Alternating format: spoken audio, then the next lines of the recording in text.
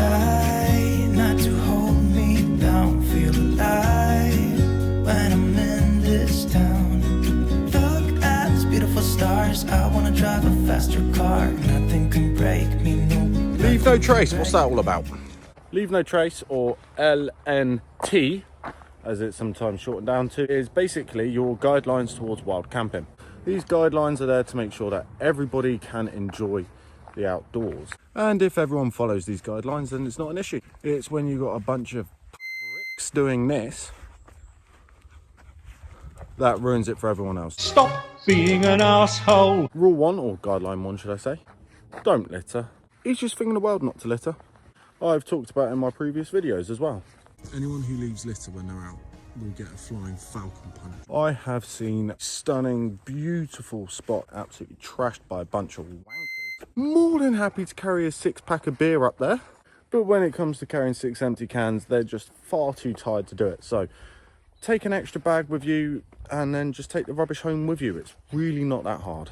Litter's not just an eyesore, of course, it is actually damaging to the environment. The plastics get into the water sources, get into the ground, get into the soil, and ruin it for birds, wildlife, insects, that kind of thing.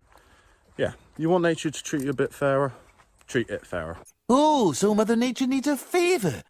Whilst we're on the topic of litter, take your dog waste home with you as well. Human waste is actually no different, but we're going to talk about how to shit in a different episode. So yeah, just don't litter. Guideline 2 of wild camping is pitch up late, pack up early.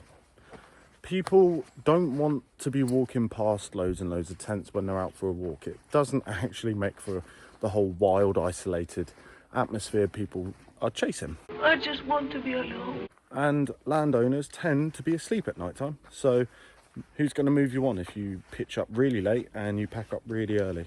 There won't be anyone around to tell you to move on. Guideline C, or guideline 3, I can't remember. Fires.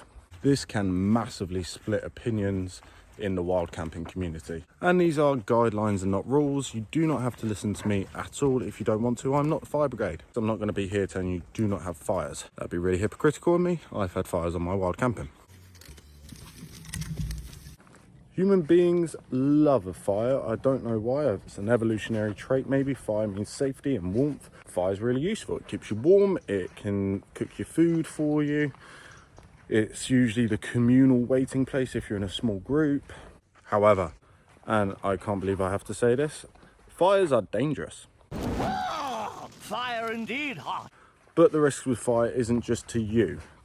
Fires, no matter how much we pretend and how experienced we are, fires are not always controllable. Especially in a summer like we've just had. Fool, what is hot? I told you again. Were you born on the sun? It's damn hot. Where everything is tinder dry. Even the reservoirs are dry. I'm going to tell you what the leave no trace principle is, and that is no fires. Just absolutely no fires. There's not a need for them. They can not only damage the vegetation and spread into a wildfire by a random spark flying off into some dry grass, but the fire will also burn through the ground and potentially burn up any of the roots down there as well. Spreading a fire underground through tree roots, it's a lot more common than people think. So that's why leave no trace principles say no fire, because it's just a lot easier saying don't have fires than it is trying to teach the entire world that fires are dangerous, even though they should really already know that. That being said, I am going to have another episode on how to safely have a fire, but please remember that is only ever with the landowner's permission. Don't just rock up into someone's field and have a fire. That will piss them off. Guideline 4, small groups. More groups means more noise, means more litter, means more damage, means more erosion, means everything's just amplified. So please keep your wild camping to smaller groups. Guideline 5, music. Again, this is another one that splits opinion and also relates back to the small groups guideline. Music can make a lot of noise. If you do want to listen to music, just take headphones. If you are taking a big bassy speaker, it might annoy the landowners, it might annoy local residents, and I can guarantee you it will annoy other people camping. Leave no trace basically means that nobody else would ever possibly know that you were ever there. So my Find Your Wild #1 tip for leave no trace is take an extra bag with you. You'll be a lot more encouraged to make sure you take your litter home with you, and who knows, you might even find some other litter whilst you're out and you can take that home with you as well. But, you know, just be respectful. That's all it is. Respect each other, respect nature, respect the world, respect where you've been. Because it's only a quick 5-minute video, I may not have managed to cover every single guideline there is. If there's any really important ones which you think I've missed out, bang it in the comments below. Share it. Share good practice. Hope that was helpful, and I hope that's helped some people to not ruin the planet, basically. If you do want to learn more about wild camping, check out the other videos on my channel and hit subscribe and all that stuff. Until the next one, have fun finding your wild. I'm gonna make mistakes. Try not to hold